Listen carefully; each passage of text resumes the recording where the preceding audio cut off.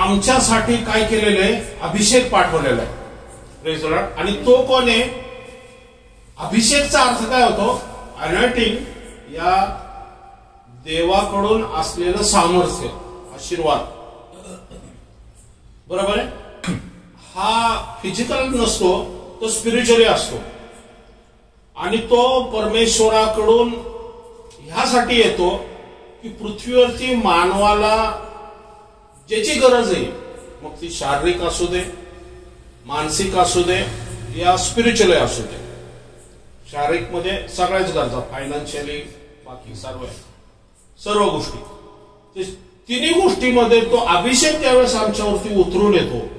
आणि जो व्यक्ती तो अभिषेक घेण्यासाठी तयार असतो ना, त्याच्यावरती तो पडतो. आणि त्याच्यावरती पडल्याने त्याच्या फिजिकल गरजा, मानसिक गरजा आणि स्पिरिच्युअली गरजा ह्या मोकळ्या होतात येशूच्या नावाने. म्हणून अभिषेक हा परमेश्वराकडून उतरणं खूप गरजेचं आहे. आणि म्हणून ज्यावेळेस आपण स्तुती आराधना करतो त्यावेळेस आपण त्याच्या अभिषेकाला मोकळं करतो. कारण आपण दिवसभरामध्ये आपले शारीरिक जगामध्ये आपण काम करत होतो, ऑफिसमध्ये म्हणा, आपल्या वैयक्तिक घरामध्ये म्हणा, या बाकीच्या आपल्या गोष्टीमध्ये आपण इन्व्हॉल्ड होतो. पण ज्यावेळेस आपण इथं येतो, देवाची स्तुती आराधना करतो, त्यावेळेस आपण संपूर्णतः बाकी सर्व गोष्टी विसरून देवाच्या चरणीपाशी लीन नम्र होऊन यासाठी जातो की देवा तुझा अभिषेक उतरून येऊ दे. तर ह्यासाठी उतरून येऊ दे की आमच्या ज्या गरजा आहेत, केवळ फिजिकल गरजा नाही, आमच्या मानसिक पण गरजा आहेत. आणि बरोबर आमच्या स्पिरिच्युअली गरजा आहे. स्पिरिच्युअली गरजा काय? वचनाचं ज्ञान, हे सुद्धा आम्हाला मिळणं गरजेचं आहे. शारीरिक आजार दूर होऊ दे, मानसिक आजार दूर होऊ दे, पण स्पिरिच्युअली ज्ञानच जर मिळालं नाही तर मग तो अभिषेक जो आहे, कळते का तुम्हाला? तो अभिषेक आहे ना, म्हणजे वचन सुद्धा त्याच्याबरोबर स्ट्रॉंगली यायला पाहिजे तुमच्यामध्ये, की तुमच्या मनाचं नवीनीकरण वचनाद्वारे व्हायला पाहिजे. बरोबर.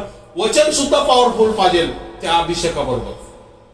केवळ शारीरिक सुटका झाली, मानसिक सुटका झाली, पण स्पिरिच्युअली जर सुटका झाली नाही तर परत 2 आठवड्यांनी जर तो प्रॉब्लेम झाला आणि तो अभिषेक जर उतरून आला नाही तर स्पिरिच्युअली सुटका न झाल्यामुळे काय होणार? आपल्याला का प्रॉब्लेम, समस्या काय येतात माहिती का?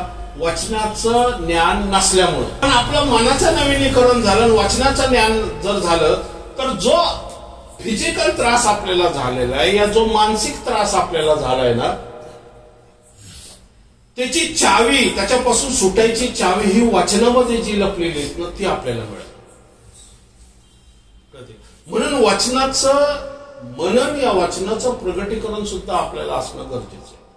आणि म्हणून परमेश्वराने वचन सांगितलं की तुम्हाला एक अभिषेक दिलेला आहे, या पवित्र आत्मा तुमच्यासाठी पाठवलेला आहे, तुमच्या आत्म्यामध्ये ह्यासाठी तो पाठवलेला आहे की त्याने तुम्हाला शिकवावं.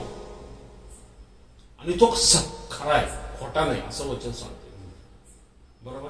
म्हणजे वरती सांगते की बहकणारे सुद्धा आत्मे आहेत, या बहकवणारे माणसं सुद्धा आहेत. आणि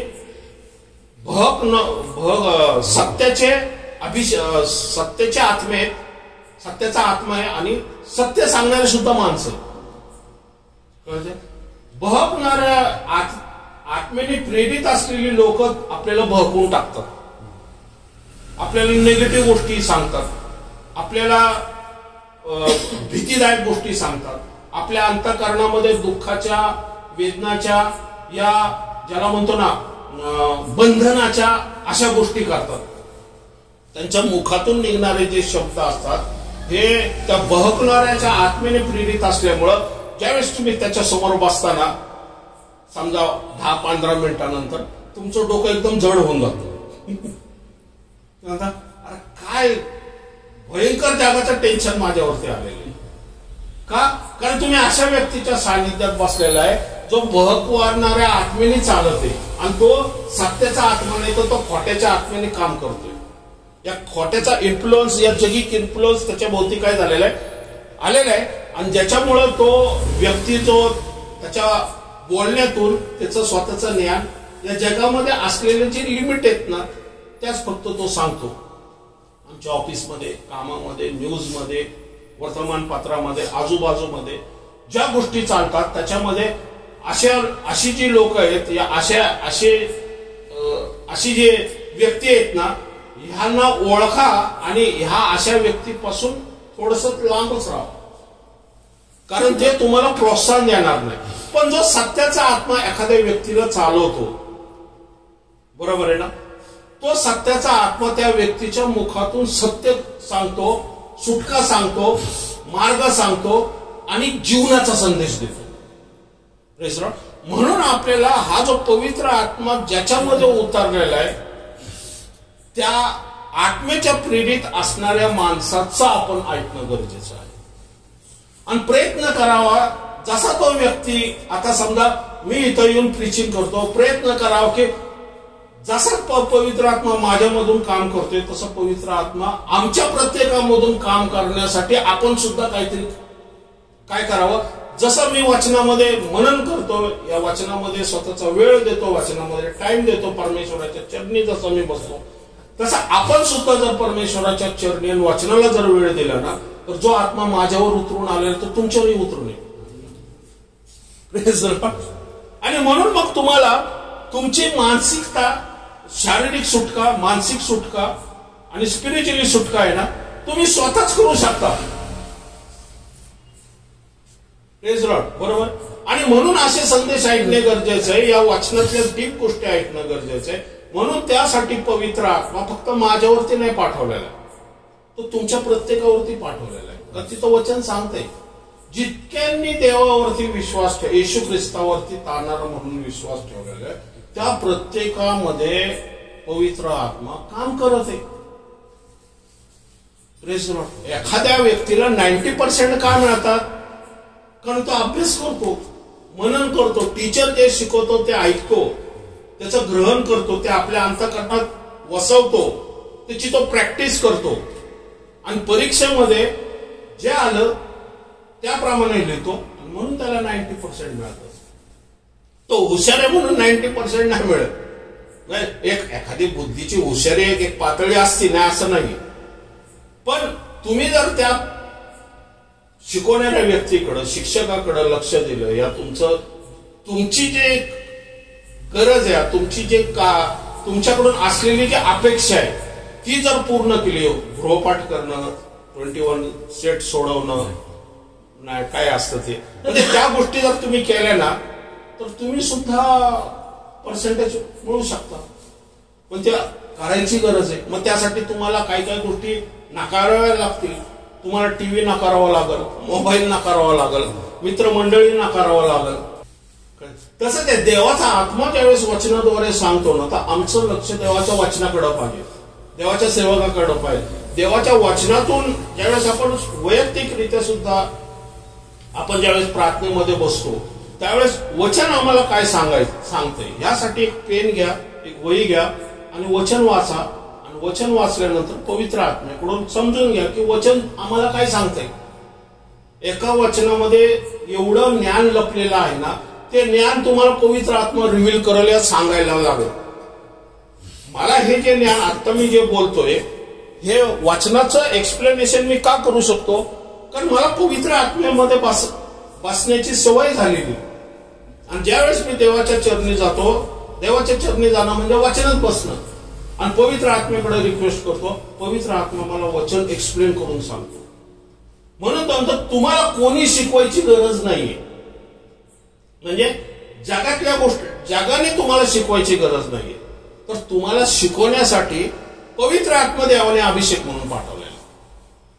त्याला प्रतिसाद द्या, त्याचा ऐका, त्याच्या पाठीमागं चाला आणि तुमच्या मनाचा नाही तर तो जसं सांगतो त्याप्रमाणे पावलं टाका. म्हणून आम्हाला पवित्र आत्म्याचं ऐकणं अत्यंत गरजेचं आहे. तो जे काय सांगतो ना, ते आमच्या बेनिफिटसाठी, फायद्यासाठी करतो. सत्याचा आत्मा आहे, तो देवापासून आलेला आहे आणि देव हा कृपाळू, दयाळू आणि नेहमी चांगला करणार आहे. Praise the Lord. पण सैतान कशाला आलाय? घात करायला, नाश करायला, चोरी करायला. त्यामुळे बहकवणारे जे आत्मे आहेत, तुमचा नाश व्हावा, तुमची चोरी व्हावी आणि तुमचा घात व्हावा म्हणूनच प्रयत्न करतात. पण देवाचा आत्मा काय करतो? तुमची उन्नती व्हावी, तुमच्यावरती दया आणि आशीर्वाद परमेश्वराचे मिळावे म्हणून तो काय करतो? तो तुम्हाला शिकवतो काही गोष्टी ज्या आम्हाला शिकणं गरजेचं आहे. Praise Lord. म्हणून आपण पुढं पाहिलं होतं की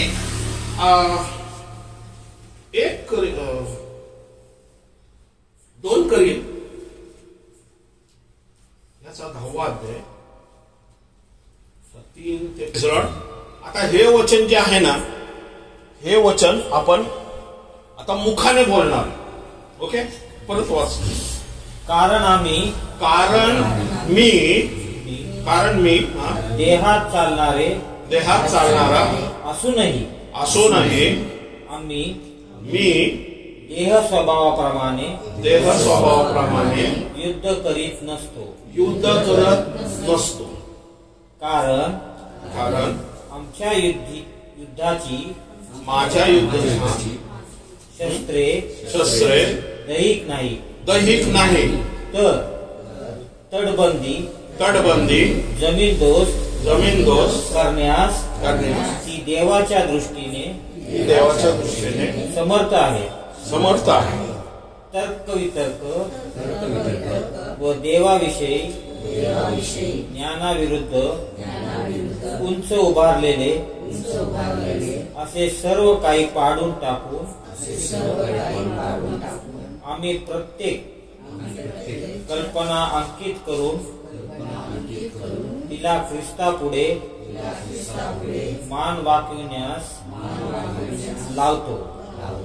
ओके, प्रेज द लॉर्ड. आता मी हे का वाचायला लावलं तुम्हाला माहिती का? आता मी सांगितलं तुमच्यासाठी एक आत्मा पाठवलेला आहे आणि ऑलरेडी आपण त्याच्या आधी पाहत होतो की आमचे शरीर, जीव आणि आत्मा हे 3 प्रकारे योहान 6:63 मध्ये आपण पाहिलं होतं की देवाचं वचन काय आहे? आत्मा आणि जीवन आहे. Praise Lord. हे पण पाहिलं होतं. म्हणजे आमचा आत्मा येशू ख्रिस्ताला तारणारा स्वीकारल्यानंतर आमचा आत्मा हा सेपरेट केलेला आहे. या आमच्या आत्म्याला ही नवीन उत्पत्ती झालेली आहे. ओके, ठीक आहे. म्हणजे आता आमच्या आत्म्यामध्ये देवाच्या आत्म्याचा अभिषेक उतरण्याची जी पवित्रता हवी आहे ती येशूमुळे आम्हाला प्राप्त झालेली आहे. कळलं तुम्हाला? पण आमचं शरीर आणि जीव जे आहे हे अजून बाहेरचं आवरण आहे, ते होण्याच्या प्रोसेसमध्ये आहे. पण आम्हाला मदत कोणाची मिळालेली आहे? आमच्या आत्म्याची आणि पवित्र आत्म्याची. म्हणजे 2 अगेन्स्ट 2, शरीर जीव अगेन्स्ट आमचा आत्मा, देवाचा आत्मा. कळतंय तुम्हाला? ओके. आमच्या आत्म्याला मदत करायला देवाने वचन दिलेले. आता हे जे वचन आहे ना, हे वचनच म्हणजे दुधारी तलवार आहे. हे ह्या वचनामुळं मनाचं नवीनीकरण करायचं आहे. आमचं हे जे वचन आहे हे वचनाने आमच्या मनाचं नवीनीकरण करायचं. या मनाला जो जुनं मन आहे आमचं, या जी जुनी विचारसरणी आहे, या जी पापमय आमची सवय आहे, या जो पापमय आमचा स्वभाव आहे, या जो पापमय आमच्या विचार कल्पना आहेत ना, या ज्या भावना आहेत, या ज्या इच्छा आहेत ना, ह्या देवाच्या अंकित, या देवाच्या ज्याला म्हणतो ना अंकित म्हणण्यापेक्षा अंकितला काय मराठी शब्द आहे? देवाच्या स्वाधीन करण्यासाठी आपल्याला मनाचं जे आहे ना, मनामध्ये असलेली जी तटबंदी आहे, जुनी तटबंदी, ही पाडणं गरजेचं आहे. मनाचं नवीनीकरण याचा अर्थ काय? समजा आता एक उदाहरण देतो तुम्हाला. ज्यावेळेस आम्ही आर्मीमध्ये भरती झालो त्यावेळेस आमची विचारसरणी जी होती ही फिजिकल विचारसरणी, या सिव्हिलियन विचारसरणी होती. पण ज्यावेळेस मी त्या वातावरणामध्ये गेलो त्यावेळेस माझी मेंटॅलिटी, या विचारसरणी आम्हाला काय शिकवलं जाते तिथं? तुला देशासाठी निवडले, देशासाठी असलेलं जे ट्रेनिंग आहे ते मला मिळतं. मग त्याच्यामध्ये माझं फिजिकल ट्रेनिंग पण आहे, वेपन ट्रेनिंग पण आहे आणि मेंटली ट्रेनिंग पण आहे. कारण मी घरदार सोडून तिथं आलेलो आहे, माझी फॅमिली सोडून आले. एवढा वर्ष मी फॅमिली बरोबर होतो. फॅमिली बरोबर न राहता सुद्धा माझी मानसिकता देशाला वाहून देणं हे गरजेचं आहे. कारण माझा ओढ जर घराकडे असला तर मी देशाची सेवा करू शकत नाही. कारण जिथं माझं मन आहे, पवित्र शास्त्र काय सांगते, जिथं तुझं मन आहे तिथं तुझा आत्मा सुद्धा तिथंच वाहतोय, तुझं शरीर सुद्धा तिथंच वाहतोय. बरोबर आहे ना? जिथं तुझं मन आहे तिथं तू वाहतो. म्हणजे जे तुला आवडतंय त्या पाठीमागं तू जातो. बरोबर? म्हणजे आमची मानसिकता प्रथमतः या पहिल्या 5-6 महिन्यामध्ये देशासाठी का केली जाते की ज्यावेळेस युद्ध होईल, बरोबर, त्यावेळेस आमची मानसिकता ही देशाला वाहून घेतल्यामुळं आम्ही त्या युद्धामध्ये सक्षमपणे लढू आणि शत्रू विरुद्ध विजय मिळवू. तसंच स्पिरिच्युअली पण एक युद्ध आहे. जे स्पिरिच्युअली युद्ध हे न दिसणाऱ्या शत्रू बरोबर आहे. हे तर दिसणार, आम्हाला ट्रेनिंग दिलेले दिसणाऱ्या शत्रू बरोबर, पण स्पिरिच्युअली युद्ध हे न दिसणाऱ्या शत्रू बरोबर आहे. आणि न दिसणाऱ्या शत्रू बरोबर युद्ध करण्यासाठी न दिसणारा देवाचा आत्मा आम्हाला दिलेला आहे. कळते? आणि आमचं युद्ध न दिसणाऱ्या बहकणाऱ्या या सैतानातल्या दुरात्म्याच्या शक्ती बरोबर आहे. तोही दिसत नाही आणि हाही दिसत नाही, पण आमचं तर युद्ध आहे. मग आम्हाला कसं कळणार की आमचं युद्ध सैतानाबरोबर आहे आणि आम्हाला आत्मा दिलेला आहे? कुठून कळणार आम्हाला? वचनातून. म्हणून वचनाचं ज्ञान आम्हाला हवं. तसं जेवढं तुम्ही वचनामध्ये स्ट्रॉंग असाल, वचनाचं ज्ञान जेवढं तुम्हाला गहन आणि रहस्यमयरित्या तुम्हाला कळायला लागेल मनाच्या नवीनीकरणाने, ते केवळ ऐकल्यासारखं नाहीये, तर ते मनामध्ये रुजायला पाहिजे आणि कृतीमधून दिसायला सुद्धा पाहिजे. केवळ ऐकणारे होऊ नका म्हणून म्हटलेले. म्हणजे सांगायचा अर्थ काय माहिती का, की हे आमचं मानसिकता जी आहे ना, या माइंड जे आहे ना, हे बॅटलफील्ड, ही युद्धभूमी. कुठलीही गोष्ट आमच्या शरीरात शिरण्याची एक जागा काय माहिती का? आमच्या विचार कल्पना. सैतान तुमच्या विचार कल्पनामधूनच तुमच्यावरती हल्ला करतो. त्याला बाहेरून पा, कारण तुमचा आत्मा नवीन झालेला आहे म्हणून आत्म्यामधून शिरणार नाही. तो शिरतो कुठून माहिती का? तुमच्या विचार कल्पनामधून. विचार कल्पना म्हणजे काय? तुम्हाला काय दिसतं, काय तुम्ही ऐकता, काय बोलता, काय तुम्ही कशाचा स्पर्श होतो, हे जे 5 सेन्सेस जे आहेत ना, 5 सेन्सेस मार्फत जे ज्ञान आहे ना, हे ज्ञानच तुम्हाला काय करतं, त्या विचार कल्पनाला जोड देतं. बरोबर? तुम्ही ज्यावेळेस कोविड मध्ये ऐकत होता, इथं मारतात तिथं मारतात, हे होतं ते होतं ते, लोक प्रिकॉशन का पाळत होते? भीतीपोटी ते प्रिकॉशन पाळत होते.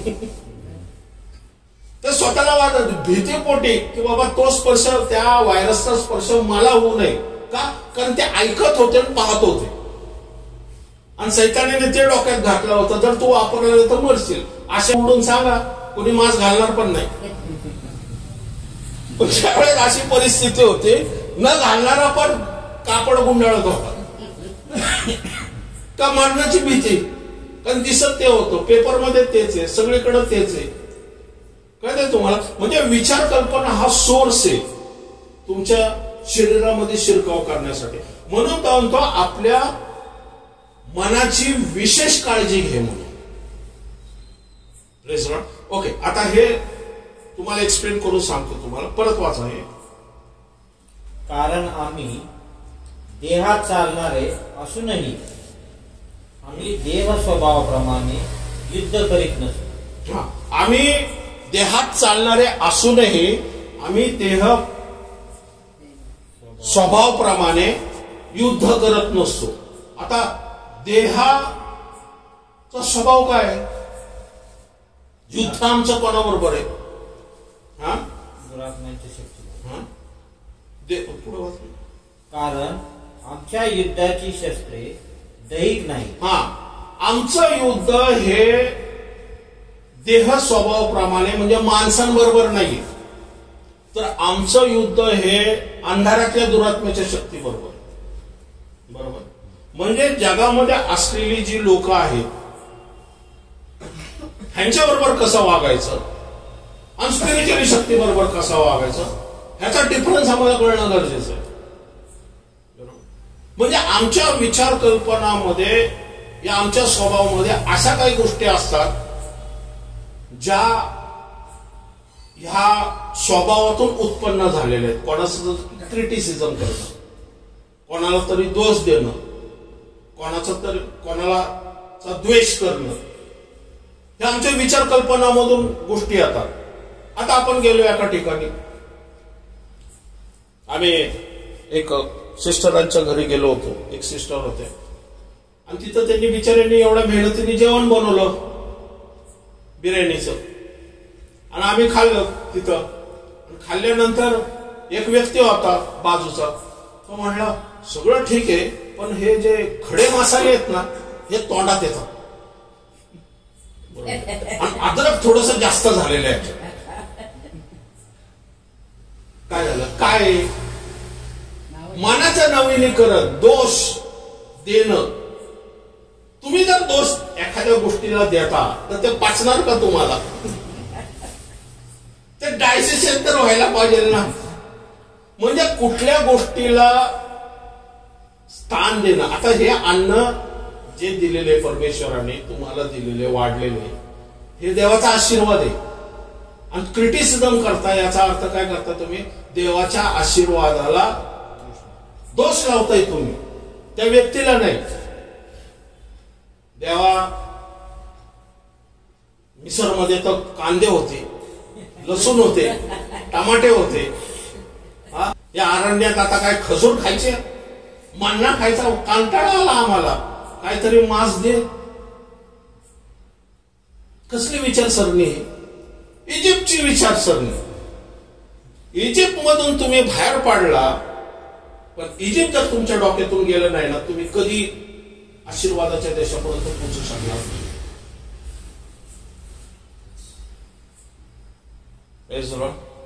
तुम्हाला इजिप्त तुमच्या डोक्यातून पण निघणं गरजेचं आहे. ज्यावेळेस आमच्या डोक्यातून इजिप्तची विचारसरणी निघाल ना, त्यावेळेस परमेश्वर अरण्यामध्ये कशाला आणलं परमेश्वरांनी त्यांना? की त्याची सेवा करण्यासाठी. असंच आहे ना वचन, की आम्हाला अरण्यात त्याची सेवा करायची, आणि त्याच्यापासून असलेलं वचन ऐकण्यासाठी, आम्हाला त्याची सेवा करण्यासाठी आम्हाला जायचंय. मग तुम्ही सेवा परमेश्वराची करायला अरण्यात आलेला आहे, पण अरण्यातून तुम्हाला बाहेर पण पडायचंय. पण अरण्यातून बाहेर त्यावेळेस पडू की ज्यावेळेस आमची मानसिकता इजिप्तची आहे ती निघणं गरजेचं आहे. आणि म्हणून आपण पाहतो की तर्क वितर्क म्हणजे आमचं जे युद्ध आहे, हे आमचं युद्ध हे मानसिक युद्ध, म्हणजे देहाच्या व्यक्ती विरुद्ध नाहीये. तर आमचं युद्ध कोणाबरोबर आहे? सैतानाबरोबर, दुरात्म्याच्या शक्ती बरोबर आहे. त्यामुळे आमचं वचनातून जे आमची जुनी माइंडसेट आहे की खाण्याबद्दल दोष करणं, बरोबर आहे, या अरे कपडे तर चांगले पण ब्रदर बूट जरा व्यवस्थित नाहीये, काय व्यवस्थित घातलेलं नाहीये, बरोबर आहे, म्हणजे काहीतरी क्रिटिसाइज करणं, समजले का? काहीतरी गोष्टीचं क्रिटिसाइज करणं. आणि मग ह्या गोष्टी गाडी ही नवीन गाडी घेतली का? प्रेझर आपण ह्याच्यापेक्षा ती गाडी आहे ना जास्त ऍव्हरेज देते. अरे बाबा त्यांनी 4 लाख खर्च केले, त्याचा 30,000 दरच EMI लागतोय, आणि तुला काय करायचं? तू थोडी बसणार त्या गाडीमध्ये. ज्यांनी घेतली त्याला आवडली म्हणून त्यांनी घेतली. उफळून येता कामा नाही. त्यावेळेस एखादा निगेटिव्ह करतोय तो हा चालला लगेच झेंडा घेऊन त्याच्या पाठीमागं, हम तुम्हारे साथ है. अरे कशाला चाललेत पुढं माहिती का? ख्रिश्चन लोकांची हीच विचारसरणी सुद्धा काही काही वेळेस आपल्याला धोकादायक ठरते. आम्हाला त्रास, आजार आहे, प्रॉब्लेम आहे, पण सुटका आहे ना वचनामध्ये लिहिलेली. आमची विचारसरणी, मानसिकता आम्ही कधी बदलणार? कारण मनाद्वारेच तो तुमच्यावरती हल्ला करणार. आणि आम्हाला येणारे विचार कल्पना जर आपण चेक करू शकता, एका दिवसात तर घडणारी घटना नाहीये. कारण जन्मापासूनच ज्यावेळेस आपण ते चंबू तोंडात घालतो, बरोबर आहे ना, त्यावेळेपासूनच आपल्याला माहिती की रडली की आई दूध देते किंवा लक्ष देते.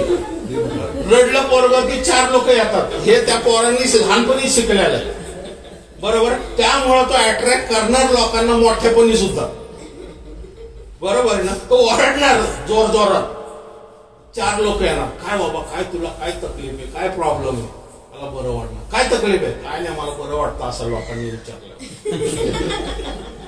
बरोबर का, मानसिकता, बरोबर. आता त्या तोंडाला चंपू काढून टाकतो, प्रौढ बनतो.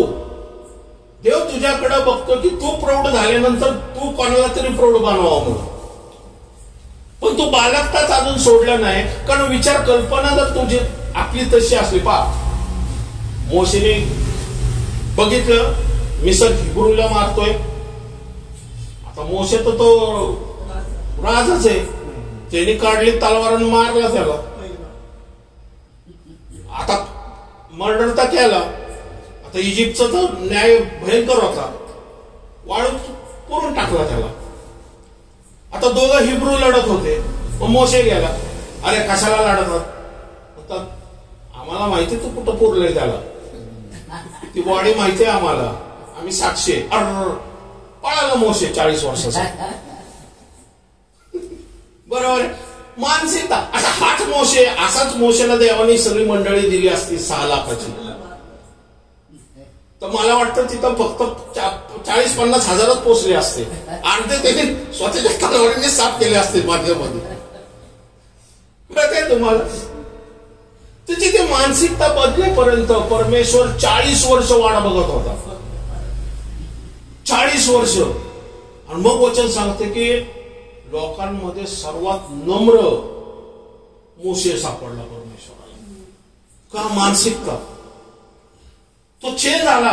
तो अशा अरण्यामध्ये गेला की निरंतर तो फक्त बकरं मेंढर बस, याच्याशिवाय काहीच नाही, वाळू, बाकी काही नाही. बोलायला माणूस नाही किलोमीटर. जो राजपुत्र होता तो ज्यावेळेस उंच उभा राहायचा, हजारो सैनिक, लाखो सैनिक त्याचा ऐकायचं, युद्ध करायचा, तो कोणाला पाळतोय आता, मेंढरांना. का, देवाला त्याला नम्र बनवायचंय. कारण इस्रायली भयंकर आहे, त्याला माहिती आहे अरण्यात त्याला खूप त्रास देणार आहे, 40 वर्ष कुरकुर करणारे. मग अशा कुरकुर करणाऱ्या माणसाच्या समोर नम्र व्यक्तीच असणं गरजेचं आहे, की जो ती मानसिकता समजू शकतो आणि त्यांना कानान देशाच्या कमीत कमी त्या गेट पर्यंत तरी नेऊ शकतो. ही जबाबदारी परमेश्वराने मोशेवरती टाकली. त्यासाठी त्याची मानसिकता बदलायला त्याला 80 वर्ष गेली.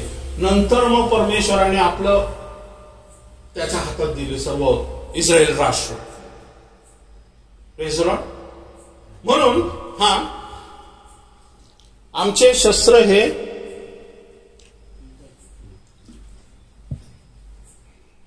कारण आम्ही देहाने चालणारे असूनही आम्ही देह स्वभावाप्रमाणे युद्ध करीत नसतो.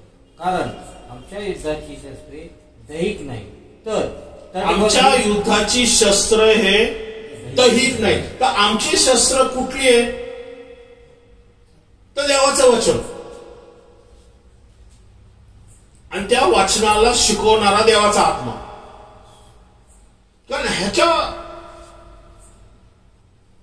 आमचा जो शत्रू आहे सैतान, ह्याच्याकडे सुद्धा त्याचं वचन आहे. काय, राग करणं, लोभ करणं, मोह करणं, मत्सर करणं, व्यभिचार करणं, घात करणं, नाश करणं, चोरी करणं, हे सर्व कोणाची विचार कल्पना आहे, सैतानाकडून असलेले विचार कल्पना. आणि ते आमच्या मनामध्ये फीड बसलेले, आमच्या विचार कल्पनामध्ये फीड बसलेले लहानपणापासून. आता आम्हाला ते विचार कल्पना तोडून काढायचे आपल्याला. आणि त्याच्याऐवजी काय करायचं, देवाचं वचन ठेवायचं तिथं. की आम्ही सुद्धा मी त्यासाठी सांगितलं ना, ज्या वेळेस ट्रेनिंग घेऊन आम्ही बाहेर येतो ना, ते जे शिक्षण घेतलेलं फिजिकल शिक्षण असतं ते, पण ते विचार कल्पनामध्ये एवढं फिट असतं. ज्यावेळेस आम्ही ट्रेनिंग घेऊन बाहेर येतो ना, त्यावेळेस आम्हाला शिकवावं लागत नाही हे उघडायचं कसं, रायफल या शस्त्राची गोष्ट जे ज्ञान आहे ना, हे आम्हाला शिकवायची गरज नाही, कारण आम्ही ऑलरेडी ट्रेनिंग पिरियड मध्ये शिकून आलेलो आहे. आणि म्हणून आम्हाला त्याच्यानंतर रिक्रूट म्हणत नाही तर सोल्जर म्हणतात. सोल्जरचा अर्थ काय होतो, त्यांनी ती परीक्षा पास केलेली. म्हणून मेंबर जो असतो, जोपर्यंत शिष्य होत नाही ना, तोपर्यंत तो बालकच असतो. कळतं तुम्हाला? मेंबर कधी प्रौढ होत नाही, पण मेंबरला प्रौढ बनवण्यासाठी तर त्यांनी स्वतःच्या विचार कल्पनाला देवाच्या आधीन ठेवलं, या सेवकाच्या आधीन ठेवलं, या वचन ऐकलं, या मनाच्या नवीनीकरणामध्ये येणारे जे विचार आहे पहा, आपल्या मनामध्ये एवढे विचार असतात एका दिवसामध्ये, सारखे बॉम्बार्डिंग करत असतात.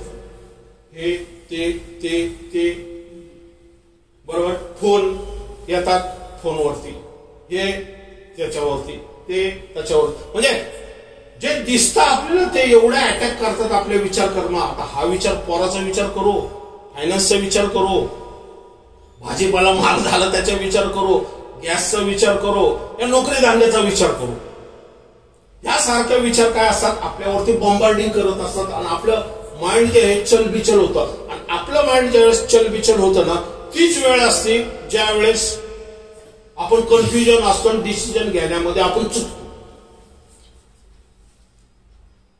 म्हणून म्हणतात ना, भीती असली ना, ज्यावेळेस आपल्यावरती कसला तरी प्रसंग या अटॅक होतो ना, त्यावेळेस आजूबाजू अशी लोक ठेवा जी तुम्हाला योग्य प्रकारचं डिसिजन सांगू शकतात आणि योग्य प्रकारचं तुम्हाला सपोर्ट करू शकतात.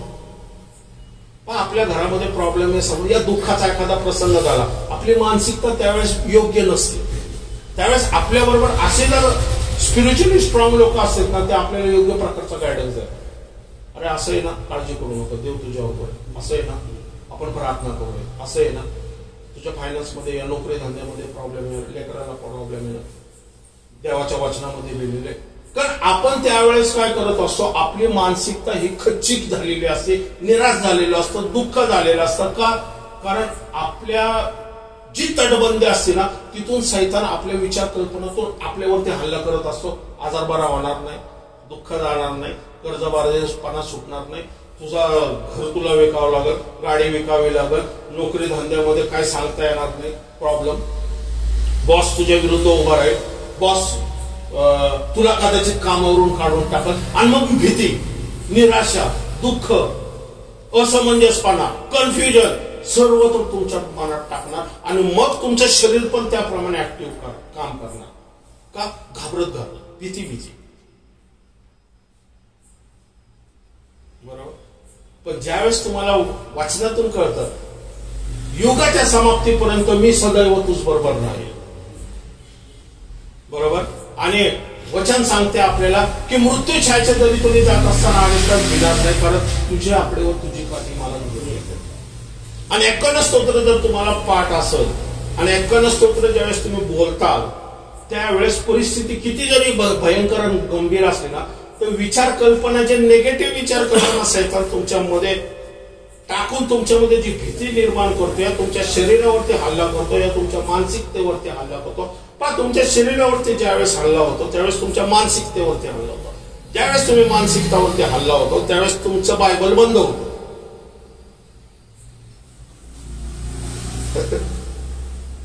बरोबर.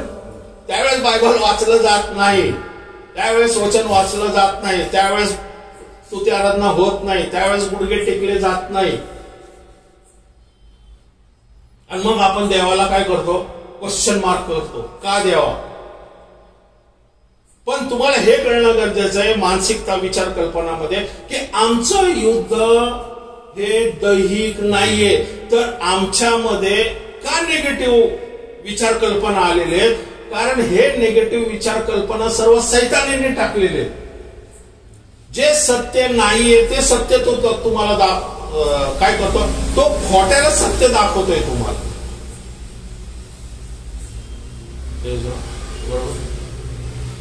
ह्या झाडाचं फळ खाऊ नको परमेश्वर म्हणतोय, पण तो काय करतोय? सांगतोय त्याला हे झाडाचं फळ खा.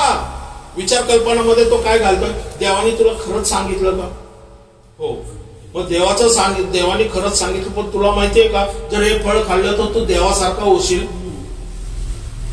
हा हा. आणि मग हे फळ तुला माहितीये का किती सुमधुर आहे आणि हे ज्ञान देण्यास उत्तम आहे आणि हे फळ खाल्ल्याने तू दीर्घायुष्य होशील.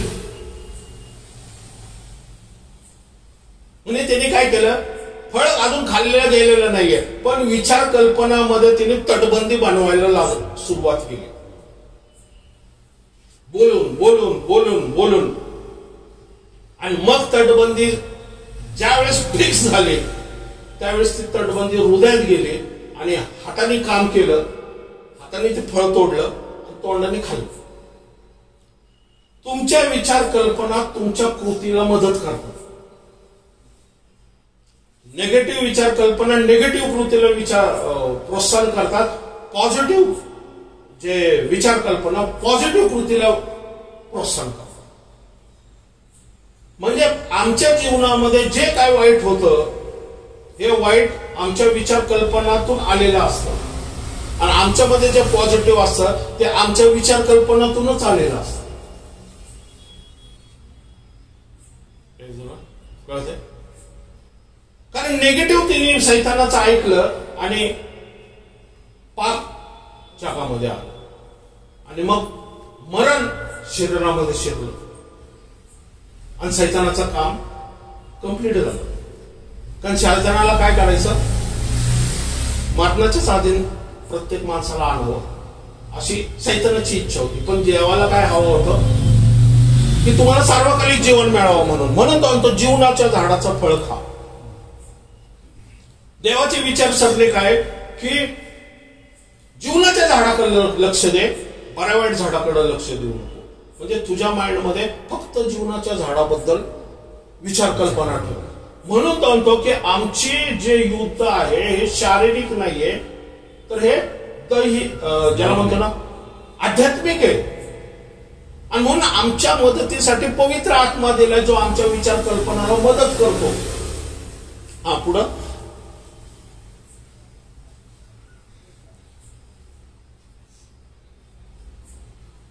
तर्कवितर्क व देवाविषयी ज्ञानाविरुद्ध उंच उभारलेले असे सर्व काही पाडून टाकून आम्ही प्रत्येक कल्पना अंकित करून तिला ख्रिस्तापुढे मान वाकविण्यास लावतो. हा.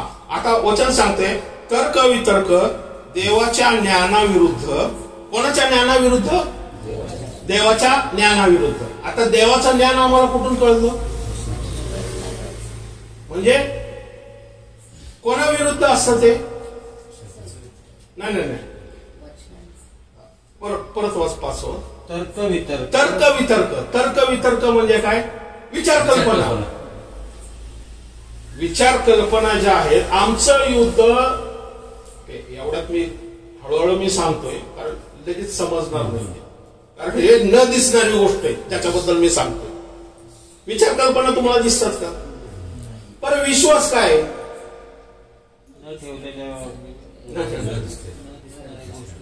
विश्वास हा आशा धरलेल्या गोष्टीचा भरोसा आणि न दिसलेल्या गोष्टीची खात्री असं म्हणतात. आशा म्हणजे काय माहिती का? होप म्हणजे आशा. आशा म्हणजे काय माहिती का? भविष्यात घडलेली गोष्टीची माझी आशा काय? आता समजा एखादा व्यक्ती आहे त्याची आशा काय असते? आता एखादा विद्यार्थी त्याची आशा, आता 10वीचा विद्यार्थी त्याची आशा काय असते? मला 10वीमध्ये चांगले मार्क मिळावे, बरोबर, ही त्याची आशा असते. म्हणून तो काय करतो? देवावरती भरोसा ठेवतो की देव मला काय करेल. नाही, भरोसाचा अर्थ काय माहिती का? की देव समृद्ध आहे, सदृढ आहे आणि देण्यास सक्षम आहे. भरोसा आपण कोणावरती करतो माहिती का? जो समृद्ध, सक्षम आणि सदृढ त्याच्यावरती आपण भरोसा ठेवतो, बरोबर. आपण आशा ठेवतो ना एखाद्या व्यक्तीवरती, मी तर तुझ्यावरती आशा ठेवली होती राव, म्हणून तो काय एखाद्याने तूच मला तागा दिला. म्हणजे आपली आशा काय असते की तो आपण जे काम करू ना ते व्यवस्थित तो करेल आपल्या बरोबर, पण ऐनवेळी तो पलटला तर आपली आशा काय व्हायची, आशाविरहित म्हणजे आपली निराशा होती. आशेचा अपोजिट काय, निराशा होती. बरोबर. म्हणजे भरोसा काय माहिती का, की ज्या देवाकडे निराशा नाहीये, जो देव सक्षम आहे, जो देव समृद्ध आहे, जो देव सदृढ आहे, मला त्या परीक्षेमध्ये पास करण्यासाठी सामर्थ्य देईल. आणि खात्री काय की ज्यावेळेस ते मिळेल तुम्हाला, तुम्ही ज्यावेळेस आशा धरता आणि देवावरती भरोसा ठेवताना खात्री काय होती माहिती का, 80% मिळतं. पण त्याच्यासाठी तुम्हाला कृती पण करणं गरजेचं आहे. आत्ताच मी सांगितलं जसं की मास्तर सांगतोय तिथं आणि इथं चिमटे चमटे चाललेले तिथं, मग तो पास होणार. आम्हाला सुद्धा अभ्यास करणं गरजेचं आहे. देवाचा आत्मा उतरून येऊन किंवा देवदूत उतरून येऊन तुमचा पेपर लिहिणार नाही, आहे का नाही. देवाचा आत्मा येऊन किंवा देवदूत तुमचे पेपर लिहिणार, तुम्हाला तुमच्या सत्या कृती तर आपल्याला करावा लागणार आहे. म्हणजे विचार कल्पना आमचे स्वतःहून बदलणार नाहीये. विचार कल्पना बदलण्यासाठी प्रथमतः आमच्यामध्ये जे विचार कल्पना येतात ना, ह्याचं परीक्षण निरीक्षण करणं आम्हाला गरजेचं आहे. की माझ्यामध्ये एखादा विचार आलेला आहे, समजा माझ्यामध्ये एखाद्या निराशेचा विचार आलेला आहे, मला पटकन कळणं गरजेचं आहे. देवाचा आत्मा तुम्हाला पटकन सांगेल की हा जो विचार आहे, ही जी तुझी तटबंदी आहे ना, त्यातून आलेला विचार आहे. हे जे सैतानी आत्मे आहेत ना, त्याच्याद्वारे तुझ्या डोक्यात आलेला विचार. आणि तुम्हाला काय करावं लागेल, त्याच्या विरुद्ध खंबीरपणे उभा राहावं लागेल. देवाचं वचन घेऊन. तो देवाचा पुत्र असेल तर इथून उडी मार, देवदूत तुला झिलून धरतील. हे सैतानाकडून असलेलं वचन, विचार कल्पना. ते जर येशूने घेतलं आणि त्याने उडी मारली असती तर देवदूत आले असते का? कारण ती आत्महत्या आहे. तुमच्या मानसिकतेमध्ये माहिती आहे की तुम्ही एवढ्यावरून उडी मारल्यानंतर तुमचं शरीर तुम्हाला साथ द्या, ग्रॅव्हिटेशनल फोर्सने तुम्ही आपटणारच खाली. म्हणून येशू काय म्हणतो की आपल्या त्या परमेश्वराची परीक्षा घेऊ नको. बरोबर. म्हणजे येशू काय म्हणतो, मी उडी मारतोय म्हणजे काय करतो, मी देवाला चॅलेंज करतोय, मी तुझ्यावरती विश्वास ठेवून उडी मारतोय, पण तुझे देवदूत पाठवून मला झेल. म्हणजे तो देवाला काय करतोय, चॅलेंज करतोय. पण कोणाच्या बोलण्यावरून चॅलेंज करतोय, सैतानाच्या बोलण्यावरून चॅलेंज करतोय. म्हणजे परीक्षा घेणारा कोण आहे, सैतान आहे. तो परीक्षामध्ये प्रश्न काय टाकतो, तू उडी मार. आणि आपण उडी मारले म्हणजे तो पास झाला आणि आपण नापास झालो. कळतंय तुम्हाला? पास का झाला, कारण आपण त्याचं वाक्य ऐकून उडी मारली. बऱ्या वाईट झाडाचं फळ खाऊ नको, पण खा सैतान म्हटला, त्याचं ऐकलं तिने, ते खाल्लं. त्यामुळं काय झालं, सैतान पास झाला, म्हणजे परमेश्वर नाही नापास झाला, तो मनुष्य नापास झाला. परमेश्वराचं वचन कधी नापास होत नसतं. परमेश्वर त्याच्या जागी फर्म आहे. पण मनुष्य नापास झाल्यामुळं मरण त्याच्यात आलं आणि स्वतःची नग्नता त्याला दृष्टीस पडली. आणि सर्व सत्ता सामर्थ्य जी पृथ्वीवरची होती ती त्याच्या हातून निघून गेली. केवढी मोठ्या अधोगती झालं, एक त्याचं वचन ऐकलं. म्हणून त्याचे जे वचन असतात, त्याचं जे बोलणं असतं ना, हे ज्यावेळेस आमच्या विचार कल्पनामध्ये येतं ना, त्यावेळेसच आपल्याला कळणं पाहिजे की हे जे विचार आहेत हे सैतानाचे आहेत का हे देवाचे. आणि ज्यावेळेस आपल्याला कळतं की हे विचार सैतानाचे आहेत, त्यावेळेस त्या विचाराच्या समोर देवाचं वचन ठेवायचं. तर्क वितर्क तर्क वितर्क व देवाविषयी ज्ञानाविरुद्ध. देवाच्या ज्ञानाविरुद्ध. सैतानाचे तर्क वितर्क असतात. काय असतं माहिती का? देवाच्या ज्ञानाविरुद्ध, देवाच्या आज्ञेविरुद्ध, देवाच्या वचनाविरुद्ध. कळते तुम्हाला? तर्क वितर्क करणारा म्हणजे कसा असतो व्यक्ती माहिती का? तर्क वितर्क म्हणजे करू का नको करू, होईल का नाही होईल, चांगले का वाईट आहे, बरोबर आहे. तो कन्फ्युज असतो तर्क वितर्क करणारा. बरोबर. काय म्हणजे तर्क वितर्क आणि देवाच्या ज्ञानाविरुद्ध. देवाच्या ज्ञानाविरुद्ध ज्यावेळेस आपल्या मनामध्ये कल्पना येतात, देवाच्या विषयी ज्ञानाविरुद्ध उंच उभारलेले असे सर्व काही म्हणजे एकच नाहीये.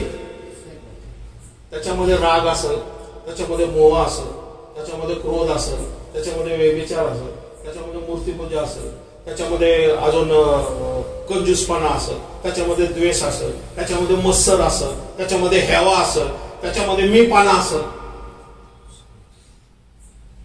माहितीये ना मीपणा आल्यानंतर काय होतं माहिती का? माणूसच स्वतःला देव बनायला.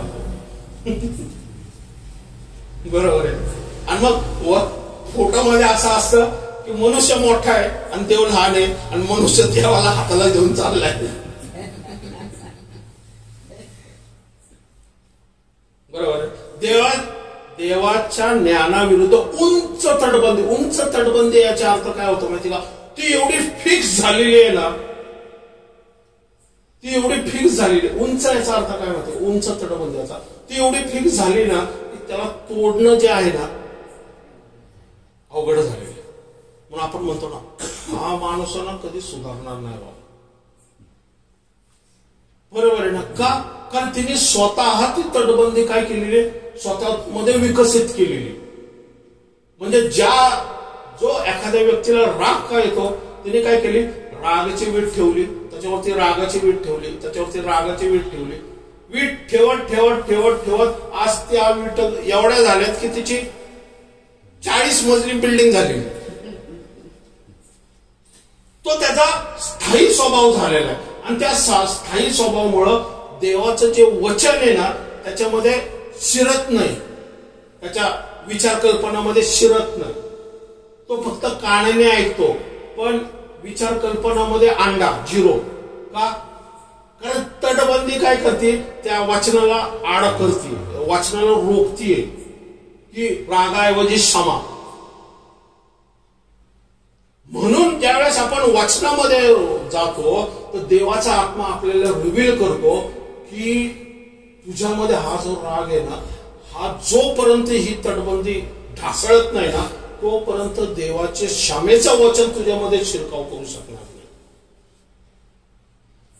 म्हणजे रागाऐवजी जी क्षमा यायला पाहिजे ना, ती क्षमा कधी येईल माहिती का? ज्यावेळेस ही तटबंदी ढासळली जाईल.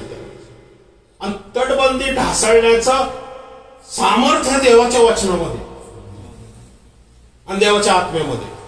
ज्यावेळेस तुम्ही त्याला वाव द्या, ज्यावेळेस तुमच्या विचार कल्पनामध्ये आता तुम्ही ज्यावेळेस जाताल ना त्यावेळेस दररोज बसा एकदा आठवड्यामध्ये आणि विचार करा की आमच्यामध्ये कुठले निगेटिव्ह विचार येतात ते घेऊन ठेवा. ती सगळी तुमची तटबंदी.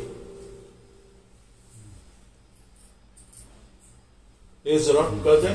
तुमच्यामध्ये जे निगेटिव्ह विचार येतात, निराशा येते, दुःख येते, द्वेष येतोय, झाडी चुकली येते, या एखादं व्यसन येतंय, मग ते बोलण्याचं असू दे, मोबाईलचा असू दे, खाण्याचा असू दे, पिण्याचा असू दे, कुठलेही असू दे, ते येते. त्या ज्या गोष्टी ज्या तुमच्या शरीरामध्ये तुम्हाला सोडता सुटत नाही ना त्या लिहून ठेवा. हीच तुमची तटबंदी. आता त्याच्या विरुद्ध काम करायला सुरुवात करा. आणि त्याच्या विरुद्ध कसं काम करायचं ना हे आपण पुढच्या वेळेस शिकणार आहे. हळूहळू मी जाणार आहे, कारण ही न दिसणारी गोष्ट मी तुम्हाला शिकवतो. म्हणून मी सांगतो, विश्वास म्हणजे काय? न दिसणारी. आशा काय? न दिसणारी. भरोसा काय? न दिसणारी. पण त्याच्याबद्दल शिकणं आम्हाला गरजेचं आहे. म्हणून आम्हाला असे डीप मेसेज ह्या काळामध्ये शिकणं गरजेचं आहे. कारण जे काही होतंय ह्या सर्व जगामधून, जे आपल्या विचार कल्पनामध्ये येतात आहे ना, त्याच्या विरुद्ध उभं राहणं हे सामर्थ्य देवाकडे आहे. पण देवाकडे सामर्थ्य आहे हे ज्यावेळेस आपल्याला कळलं ना, त्यावेळेस तांबडा समुद्र तुमच्या समोर असो, यार्देनची नदी समोर असो, तुम्हाला माहिती तुमचा देव सक्षम आहे. तो ती दुभागल, ते तुझी जबाबदारी नाही, ती त्याची जबाबदारी, ती त्याची, ज्याला म्हणतो ना उसकी इज्जत आहे. बरोबर. आता बघितलं लग्नाला, आता एवढं मोठं लग्न झालं, तेवढं भव्य दिव्य होतं, कारण त्याची इज्जत, आपण म्हणतो इज्जत का सवाल सवाल. बरोबर. तसं ज्यावेळेस तुम्ही देवासमोर उभे राहता त्यावेळेस देव म्हणतो अब मेरी इज्जत का सवाल आहे. बरोबर. तुम्ही जर कुठल्या आज तुमच्या जीवनामध्ये तुमच्या समोर जर ची भिंत आहे, तटबंदीच आहे ती, आणि ती जर पडत नसेल ना, आज तुमची वेळ आहे, ती पाडू शकता. देवासमोर उभे राहा, विश्वासाने देवाकडे प्रार्थना करा, आणि मी दिलेला गृहपाठ करा. तुमच्या विचार कल्पनामध्ये ज्या ज्या निगेटिव्ह गोष्टी येतात ना, ते लिहून ठेवा, आणि त्या गोष्टीस तुमच्यामध्ये असलेली तडबंदी, त्याच्यासाठी काहीतरी देव नाही करणार, तुम्हाला मला करावं लागतं. आज हिरोची भिंत पाडायची असेल तर आता प्रार्थना करूया. तुमच्या हिरोच्या भिंतीबद्दल विश्वास ठेवा, देव कार्य करा. हालेलुया. धन्यवाद परमेश्वरा, राजांचा राजा, प्रभूंचा प्रभू, आकाश आणि पृथ्वी निर्माण करणारा परमेश्वर तुझे देव. आज आम्ही वचनाद्वारे शिकलो की परमेश्वरा, मनाचं नवीनीकरण करणं किती गरजेचं आहे देव. कारण सैतानाने आमच्यामध्ये तटबंदी निर्माण केलेली आहे देव. त्याच्या आत्मे आमच्या विचार कल्पनामध्ये सतत हल्ला करतात. पण आम्हाला हे कळणं गरजेचं आहे देवपा, तुझ्या वचनाद्वारे सुद्धा एक ज्ञान आहे, आणि तुझ्या वचनाद्वारे सुटका आहे. तुझ्या वचनाचं सामर्थ्य आम्ही ओळखून घ्यायला पाहिजे. आणि ही जी सैतानाची तटबंदी लहानपणापासून आमच्या विचार कल्पनामध्ये देवपा, ती पाडून आम्ही तुझी भक्कम जी तटबंदी आहे देवपा वचनाची, ती आम्ही आमच्या विचार कल्पनांमध्ये बांधावी. म्हणून देवपा तुझ्या आत्म्याची मदत आम्हाला हवी. आमच्यामध्ये राग नाही तर क्षमा असावी देवपा, आमच्यामध्ये दुःख नाही तर आनंद असावा देवपा, आमच्यामध्ये परमेश्वरा कन्फ्युजन नाही तर परमेश्वरा आमच्यामध्ये देवपा भक्कम स्टॅटिस्टिक्सपणा असावा देवपा, आमच्यामध्ये परमेश्वरा निराशा नाही तर आमच्यामध्ये परमेश्वरा देवपा उत्साह असावा देवपा. ओ देवपा राबा सांथाना मा खराबा शाथा राबा खरा सांथाना देवपा. ओ देवपा रान्नामा सत्ता, आमच्यामध्ये देवपा मृत्यू नाही तर आमच्यामध्ये जीवन काम करू दे देवपा. आमच्यामध्ये देवपा भोग होणारा आत्मा नाही तर आमच्यामध्ये सत्याचा आत्मा काम करतोय देवपा. ओ राबा शाथा राबा खरा सांथाना. ओ थँक्यू जीजस, थँक्यू जीजस देवपा. सामर्थ्याचा आत्मा काम कर देवपा. इथं जमलेल्या प्रत्येकाची तू आज भेट घे देवपा, आणि त्यांच्या जीवनामध्ये जी काही तटबंदी येते परमेश्वरा, येशूच्या नावात ती उद्ध्वस्त होऊ दे परमेश्वरा. मग ती फिजिकली असू दे देवपा, कोणाला देवपा त्रास हा झाला असेल फिजिकली देवपा, आरोग्य हवं असेल, येशूच्या नावात देवपा तो आजार तटबंदीसह पडून निघून जाऊ दे परमेश्वरा, आणि त्याच्या जागी आरोग्य मिळू दे परमेश्वरा. येशूच्या नावात म्हणा म्हणा म्हणा तुम्ही म्हणा, येशूच्या नावात, येशूच्या नावात. ज्याच्यामध्ये निराशा आहे देवपा, ज्याच्यामध्ये दुःख आहे देवपा, ज्याच्यामध्ये कन्फ्युजन आहे देवपा, ही तटबंदी जी मानसिक तटबंदी आहे देवपा, येशूच्या नावात ती निघून जाऊ दे देवपा. आमच्यामध्ये धैर्याचा आत्मा दे, आमच्यामध्ये सत्याचा आत्मा दे देवपा, आमच्यामध्ये परमेश्वरा देवपा आनंदाचा आत्मा दे देवपा, आमच्यामध्ये पवित्रतेचा आत्मा आहे देवपा. आणि परमेश्वरा आमची विचारसरणी नवीन होऊ दे देवपा, आमची विचारसरणी पवित्र निष्कलंक देवाला समर्पित असे असू दे देवा. ज्याच्या विचारसरणीमध्ये देवाचं सामर्थ्य देवा, त्या विचारसरणीमध्ये देवाची देवा अंतःकरणातली उपलब्धता आहे देवा, देवाची दया देवा, त्या विचारसरणीमध्ये देवाचा आशीर्वाद द्या विचारसरणीमध्ये.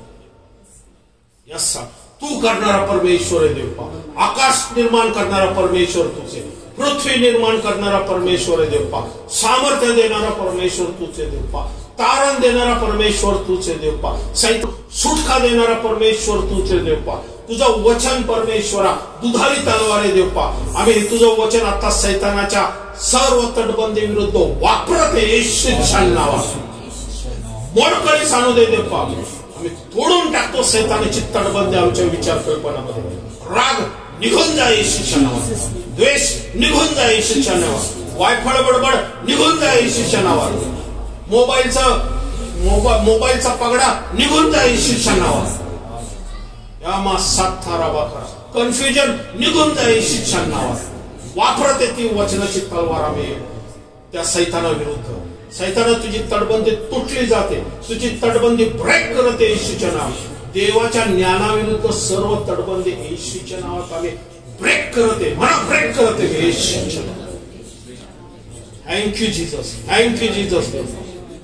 होय देवा, येणाऱ्या काळामध्ये आम्ही मनाच्या नवीनीकरणामध्ये या परमेश्वरा आम्ही मनाच्या येणाऱ्या विचाराची देवा एक लिस्ट बनवू परमेश्वर. तटबंदी देवा ती ओळखायचं आम्ही शिकू देवा.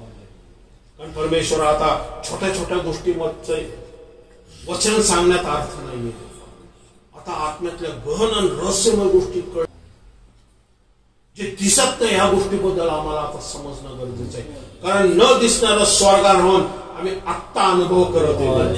यस, तुमचा स्वर्गारोहण होणार आहे हे जर आत्ता तुम्ही तुमच्या डोक्यामध्ये जर आशा ठेवली, यस ज्यावेळेस देव स्वर्गारोहण करत त्यामध्ये माझं नाव आणि माझं कीच तुमची ही आशा खात्रीमध्ये बदलल्याशिवाय राहणार नाही.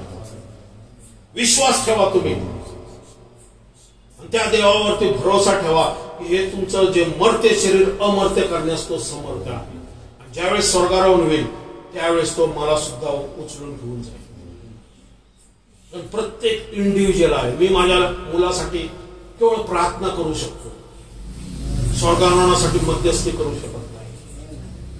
प्रत्येकाने स्वतःच्या स्वर्गारोहणासाठी स्वतः प्रार्थना करणं गरजेचं आहे.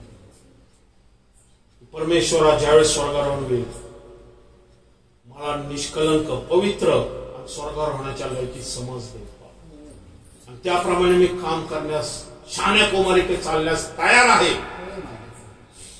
म्हणा एक दृढ संकल्प करा, यस लॉर्ड, मी त्या शहाण्या कुमारिकेसारखं आजपासून तयार आहे देवा. तुझ्या वचनात बसल, मी प्रार्थनेत बसल, तुझ्या चरणी वेळ देईल देवा. पवित्र आत्म्याला माझ्या जीवनामध्ये कार्य करण्यास मोकळीकता देईल देवा. कारण जितके देवाची लेकरं आहेत त्यांना देवाचा आत्मा चालवतो, माणसाचा नाही, जगाचा नाही, सैतानाचा नाही, तर देवाचा आत्मा चालवतो. यस देवा, मला तुझ्या आत्म्याने चालायचं, तुझ्या सानिध्यात राहायचं. आणि स्वर्गारोहण अत्यंत जवळ आहे. तिथपर्यंत मला माझी विचारसरणी आणि माझं पवित्रता राखून ठेवायचे देवा. सैतानाने ते स्वर्गारोहण हिसकू नये म्हणून ह्या युद्धामध्ये पवित्र आत्मा मला मदत कर, मला सहाय्य कर. कारण महासंकटाचा काळ आमच्यासाठी नाहीये, माझ्या लेकरांसाठी नाही, माझ्या नातेवाईकांसाठी नाही, इथं जमलेल्या मंडळीसाठी सुद्धा नाहीये. त्यामुळं मला निरंतर परमेश्वर तुम्हाला सांगतो की ज्या ज्या लोकांना तुम्ही भेटाल आजपासून त्या प्रत्येकाला तुम्ही स्वर्गारोहणाची आठवण करून द्या. आपली जबाबदारी तुम्ही पूर्ण करा. लवकरच येशू येणारे, स्वर्गारोहण होणारे. तयार राहा, तयार राहा. कोणालाही बोला, तुम्ही घाबरू नका. त्यांनी मस्करी करू, चेष्टा करू तरी चालेल. आत्ता देवाचा आत्मा म्हणतो की तुम्ही प्रत्येक जण करणावा, करणावा, करणावा, करणावा. येशूच्या येण्याची घोषणा करा. येशू म्हणतो मी येण्यास तयार आहे, पण माझी घोषणा करणारे करणे कमी पडत आहे. आमच्या मुखाचा उपयोग परमेश्वरा तुझी घोषणा करण्यासाठी करतो. म्हणा, हे देवा, माझे विचार कल्पना, माझी जीभ तुझ्या स्वाधीन करतो. माझ्या मुखातून तुझी स्तुती आराधना, तुझं गौरव, वचन आणि ख्रिस्ताचं सामर्थ्य प्रगट होऊ दे. आणि परमेश्वरा, तू येईपर्यंत तू तुझ्या विश्वासामध्ये, प्रार्थनेमध्ये आणि देवाच्या आत्म्यामध्ये चालण्यास मला मदत कर, सहाय्य कर. येशूच्या नावात मागतो. आमेन. आमेन. Thank you Jesus. Thank you Jesus. Thank you Jesus. Thank you, Jesus. Hallelujah. Hallelujah. Hallelujah.